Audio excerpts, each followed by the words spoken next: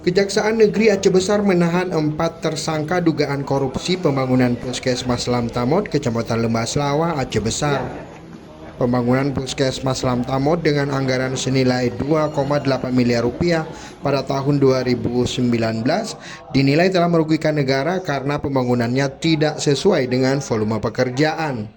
Keempat tersangka masing-masing berinisial TZF 53 tahun selaku pejabat pelaksana teknis kegiatan pada Dinas Kesehatan Kabupaten Aceh Besar. MR 38 tahun wakil direktur CV Selendang Nikmat. SI 50 tahun peminjam perusahaan dan SN 30 tahun direktur CV Design Review Konsultan berperan sebagai konsultan pengawas.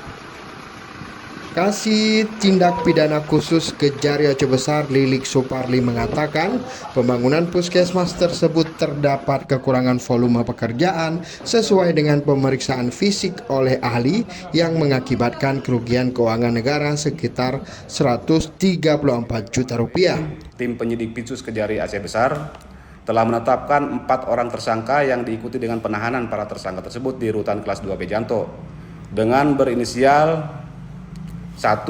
MR usia 38 tahun selaku wakil direktur CV Selendang Nikmat, kemudian TZF umur 53 tahun selaku PPTK, kemudian SI usia 50 tahun selaku peminjam perusahaan, dan SN usia 30 tahun selaku direktur CV Design Review konsultan pengawas.